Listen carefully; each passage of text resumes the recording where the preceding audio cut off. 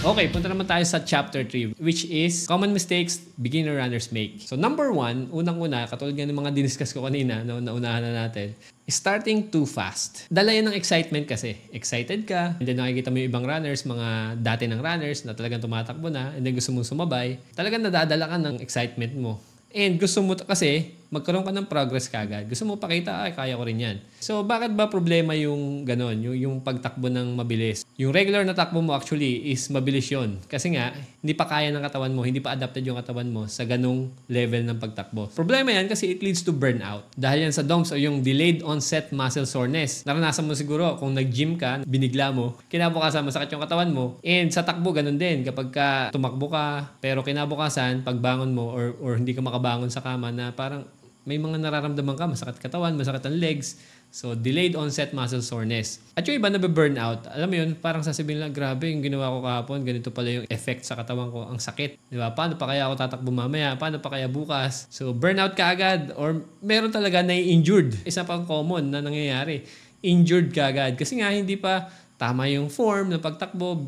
Tumakbo ka agad ng 5K, di ba? Binigla. Yan ang mangyayari. Yung frustration, mahirap labanan. Kasi parang sasabihin, hindi ko kaya. Grabe yung yung hirap pala tumakbo. Ano yung solusyon natin dito? Kaya nga kanina, sinabi ko na kaagad na dapat talaga mag-start slow and focus on building endurance. Kailangan kasi tamang pacing muna, gradual ang increase ng speed habang tumatagal. Kasi yung katawan natin kailangan masanay muna. So, the solution is to start slow and easy.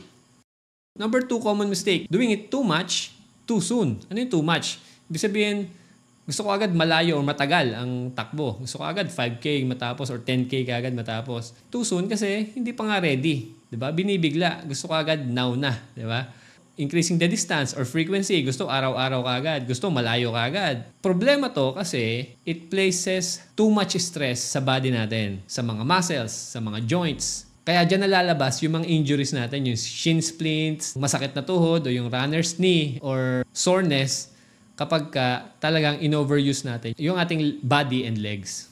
So anong solution dyan sa doing too much too soon? Ang recommendation ng mga expert is 10% rule. Increase your distance, increase your weekly mileage or yung weekly total distance mo by not more than 10% each week. Example ng increase ay not more than 10% yung weekly mileage mo. Okay, kunwari, week 1, 10 kilometers ka sa isang linggo. Ibig sabihin, kunwari lang, 2 kilometers ka ng Monday. Tapos, rest day ka ng Tuesday. 2 kilometers ka ulit ng Wednesday. Tapos, rest ng Thursday. Friday, nag 2 kilometers ka ulit. So, 6 na yan. Saturday or Sunday, nag-long run ka ng 4 kilometers. So, 10 kilometers ka total. Yung week 2 mo, the next week, mag-i-increase ka lang ng 1 kilometer. Kasi 10% of 10 kilometers ay 1 kilometer. Magiging 10 plus 1 kilometer, 11 kilometers ang total mo dapat sa iyong week number 2. Monday, 2 kilometers pa rin, tapos rest. Wednesday, 2.5, tapos rest. Tapos Friday, 2.5. Tapos weekend long run mo, 4 kilometers pa rin. Or pwede naman, weekend long run mo, kung talagang wala kang time sa weekdays, sa weekend ka magdagdag ng 1 kilometer, which is magiging 5 kilometers ang long run mo. So that's it, no? Sa sunod naman, so paano yung week 3, di ba? Meron kang 11 kilometers na total sa week 2. Ang mangyayari nun, 1.1 kilometers ang dagdag mo para sa week 3. Magiging 11 kilometers plus 1.1 is 12.1 kilometers ang total. Tingnan mo na lang yun kung paano mo ilalagay yung dagdag. And so on and so forth. Sa unang week is 10 kilometers, sunod 11 kilometers, dagdagan ng 1. Tapos the next week, dagdagan ng 1.1. Tapos dagdagan ng 1.2, dagdagan ng 1.3. So ganun lang yung pagdagdag. Sobrang konti lang. Para talagang safe. Maka-adapt yung katawan natin para sa running. So if ever you're learning and you like what you see here, pwede bang maka-request na i-hit mo yung like button sa baba para naman malaman ng YouTube algorithm na talagang maganda itong pinapanood mo at nakakatulong, di ba? At yan ay malaking tulong sa YouTube channel ko. And kung hindi ka pa nakasubscribe sa aking channel na to, I encourage you na mag-subscribe, di ba? If ever nabigyan kita ng value sa video na to. So ano naman yung number 3 na common mistakes ng beginner runners? Ito yung ini-ignore nila yung rest and recovery. Not giving your body enough time to recover between runs. Hindi yung pwedeng takbo ng takbo. Beginner ka pa nga lang di ba? Hindi pa nga adapted yung katawan natin. Lack of rest can lead to fatigue and injury. Tapos kapag na-injured ka na, talagang mas matagal na yung progress mo. Ilang weeks ka na naman hindi makakatakbo, back to zero na naman. Ang solution natin dito is incorporate rest days in between. Tapos listen to your body. Kapag may masakit na, hinto muna, lakad muna, or talagang pahinga muna.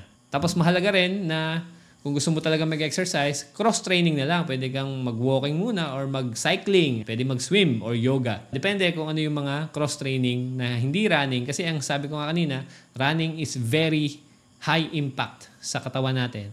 Kaya kailangan hintayin natin maka-adapt. Okay, punta na tayo sa number 4 common mistake ng mga beginners ay yung wearing the wrong shoes. Mahalaga kasi yung sapatos talaga. Yes, meron talagang tumatakbo na barefoot, wala silang shoes. Pero sa mga beginners lalo na, 'di ba? Kailangan natin talaga yung comfort sa paa at yung protection, no? Kapag hindi designed for running ang ginamit natin, medyo uncomfortable talaga siya. Medyo matigas, ba? Matigas yung sole or mabigat. Iba-iba naman tayo ng paa, no? Minsan kasi yung paa natin ay iba yung pag-land kaya nagkokos ng blister, 'di ba? Yung nagkakapaltos yung paa natin. Tapos yung impact sa tuhod natin medyo hindi na-absorb. Maraming sasakit sa atin. Minsan sasakit tuhod o kaya yung paa, talampakan, sasakit. Common talaga na dahil din sa sapatos.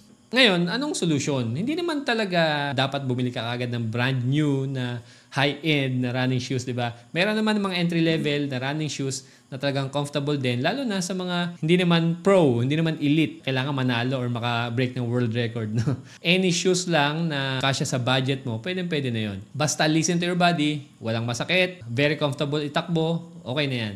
Marami kasi nagtatanong sa akin, ano ba yung pwede, ano ba yung magandang brand, ano ba yung magandang model na sapatos. Iba-iba kasi tayo, no? Mahirap sagutin na ito maganda, lahat pwede dito, di ba? Walang ganoon, di ba? Sana isa na lang yung sapatos na binebenta. Napakaraming line na sapatos, napakaraming brand for different purposes na tatalakayin natin sa mga ibang videos. Number 5 naman tayo. Ano yung number 5 na common mistake? Skipping the warm-ups and cool down. Minsan tinatamad tayo, no? Gusto natin right away, takbo ka agad, mabilis ka agad. So, mistake dyan. Hindi pa prepared yung katawan mo, di ba? This is day-to-day basis. Ano ba? Umaga, paglabas mo, nakapagsapatos ka, and then, hindi pa ready, hindi pa warmed up ang katawan. Ayan, gusto mo na tumakbo agad. Ang nangyayari dyan, nag-increase talaga yung risk mo sa injury.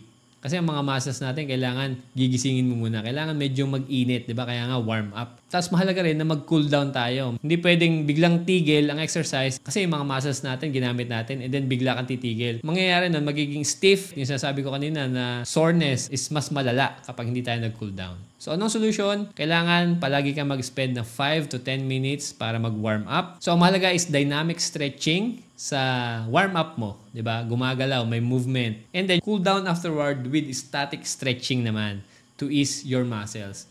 Dynamic stretching sa warm up and then static stretching sa cool down.